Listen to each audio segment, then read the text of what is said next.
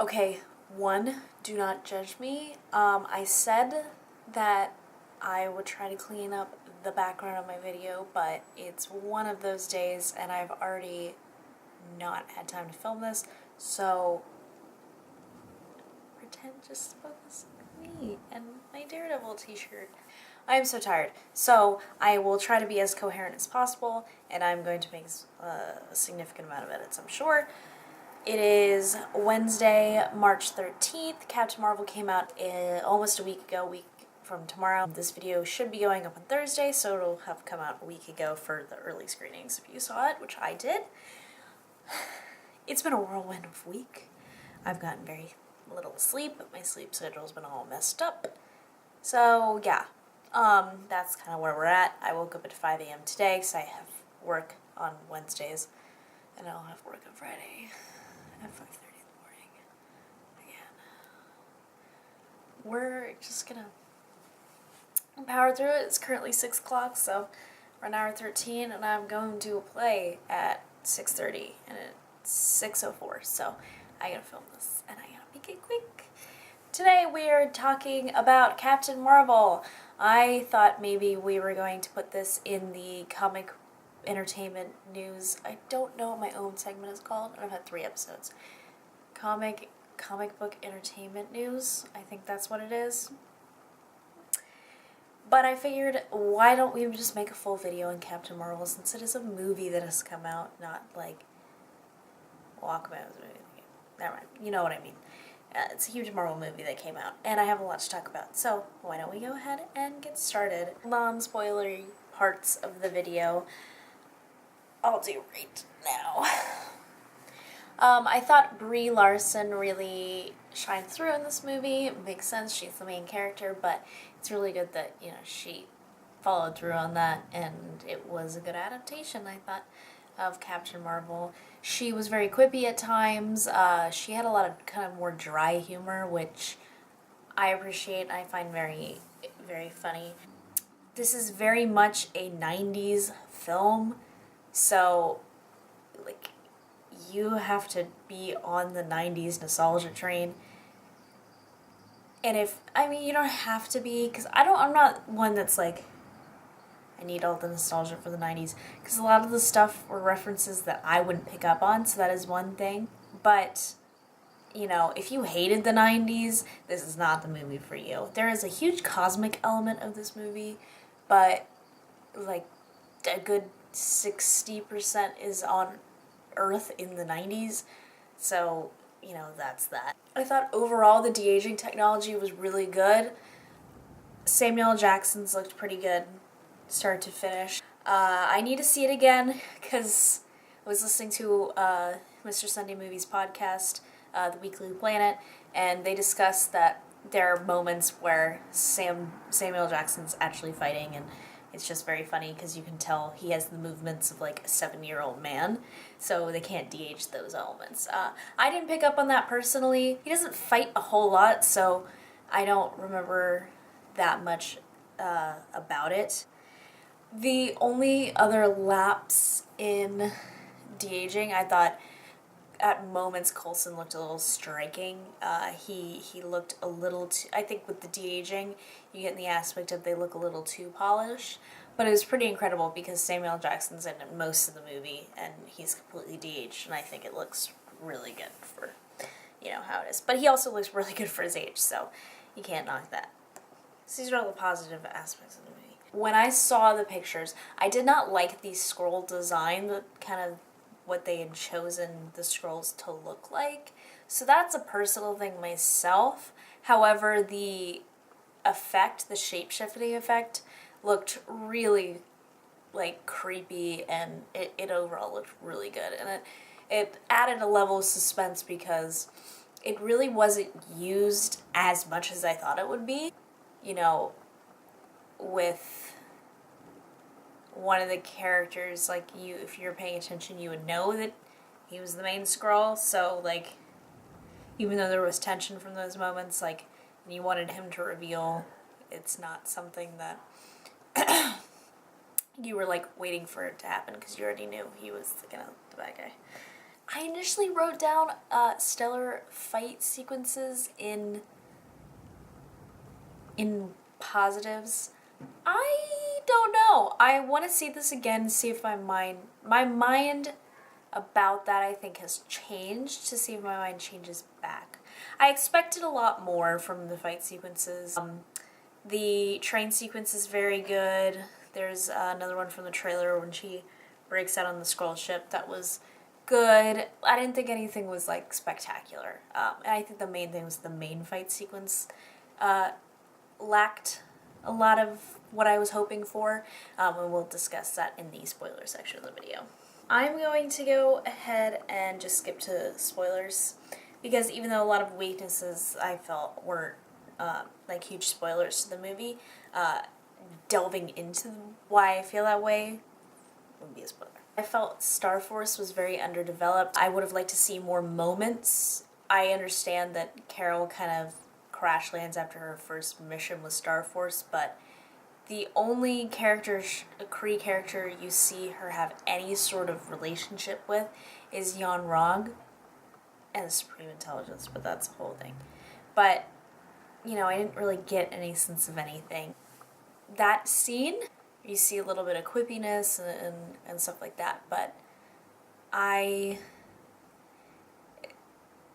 just the way it was, I didn't particularly care about any of these characters, so that when they betrayed her, I didn't really care, because I didn't care about any of who these characters were. With the yon-rogg twist, I called it my Captain Marvel trailer breakdown, so you're welcome. And I didn't really care about him either. I mean, I think he was kind of left to be more mysterious because he was going to betray her, but at the same time, was it really that big of a betrayal because he didn't really know her that well? That whole aspect I will get into. I did expect a lot more from yon-rogg character, from Jude Law. I think he got what he was given. Like, he took what he was given, pretty much. So I would have liked a little more of him, possibly something to show that he actually cared about her, even if he didn't. They kept it pretty comic book accurate, because in the comics, yon-rogg kills mar-vell, there's an explosion, and mar-vell's power is transferred to Carol Danvers, so that didn't work out. I thought it was very interesting that nobody predicted that Annette Bening was mar-vell. Nobody thought it. They were like, I think once we found out Jude Law was not mar-vell, we just forgot about mar-vell. Like, I know I did. And I was like, yeah, okay. And they're changing the story somehow. That's fine. Really, nobody saw it coming. I thought they kept that under wraps very well. I think they really spoiled the Jude Law aspect, like his character. So if you open a comic and you realize that every member of this Star Force is a villain, you can see the twist coming from a mile away. There are a couple twists they kept that I thought were pretty under wraps, and I thought it was pretty good. Speaking of Star Force, I really thought they wasted Ronan the Accuser. Like, people think this about Guardians of the Galaxy. I remember Ronan the Accuser. I don't think he's that bad of a villain in Guardians of the Galaxy. Like, I genuinely don't think he's a bad villain. I can, like, quote most of his lines from Guardians of the Galaxy, so, like, they're memorable to me. But he is seen, I think there's deleted scenes, so I remember seeing footage with, like, yon-rogg going to Ronan. You never see that in the movie. What I was saying before my camera rudely interrupted me is you see Ronan in a hologram, and you see Ronan on a ship coming to Earth to accuse it, because that's what Ronan the Accuser is. And I guess that's what the Kree do, because they're evil. I don't know, I just thought that you'd introduce him and see more out of him, but they kind of left him open-ended for a Captain Marvel sequel, but you know that he's not going to be defeated because he's killed in Guardians of the Galaxy, so I just thought there would be more of him, that I particularly care about him. The only other thing that I thought kind of didn't work quite so well in this movie was that they have a very 90s soundtrack, which is no problem, but I felt like they didn't incorporate it well enough in times. I thought most of the time when the soundtrack was in, it was fine, but the Just a Girl fight scene, I thought could have been used better. I don't know. I think the timing of when the music started was awkward and jarring, and I felt like the entire thing playing out was very tacky. I feel like it was supposed to be that campy, so I understand that, but from a personal standpoint, I wasn't a huge fan of how it played out. I do like the song though, but that's just me. I think with movies like Guardians of the Galaxy, those movies really land the soundtrack. Obviously Thor Ragnarok rocks an important song, but that goes so well for what's going on. I think Just a Girl goes well with the context, but it's just like the placement with what was going on, I felt like didn't. I have a couple Easter eggs, but I'm not going to go too much in them because I'm not doing Easter egg videos. I'm not one of those people. I can link channels down below or channels down below or up in the cards, wherever that do great Easter egg videos. Goose a Flurkin, which I knew going in because somebody said, you know, if you've read Charlie from Emergency Awesome said, if you've read the comics, you know that Goose is not a cat. Yeah, Goose the Flurkin, and Flurkins lay eggs, so director Anna Boden also said that Goose is going to spend the hiatus between now and Infinity War. I don't know if Goose is going to be in it, but I don't know. Becoming a mommy, so hatch little Flurkin eggs. I really love cats, so I really loved Goose, and I'm going to Hot Topic, and hopefully I can get that Goose sweater that I really want. Yes, Carol's call sign is Avenger. I don't know what she's avenging while she was in the Air Force, but it's very exciting that Nick Fury named his entire team after her, which I'm sure really pisses off a lot of dude bros, but it is what it is. I thought it was interesting.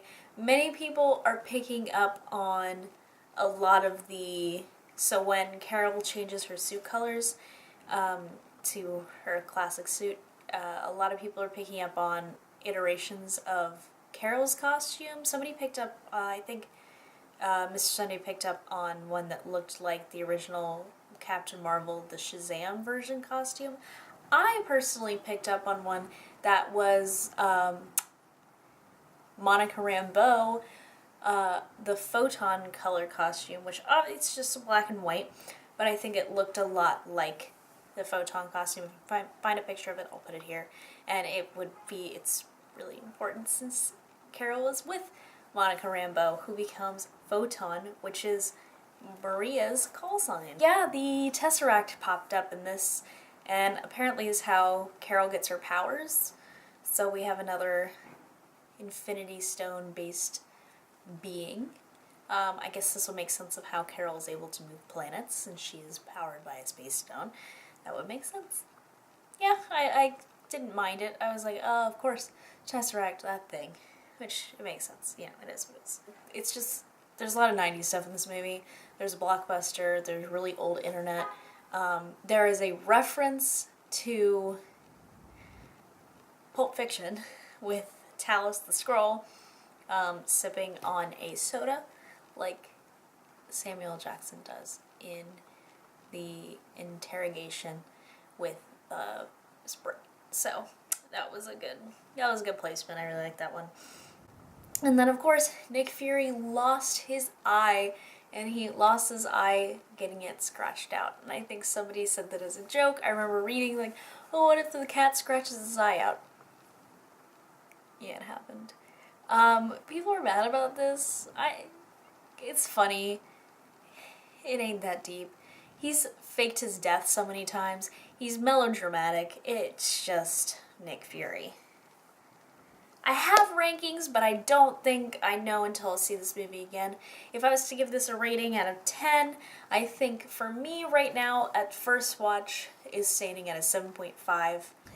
I don't think this movie is bad. I don't think it is perfect and fantastic. I think it is great, so I give it a 7.5.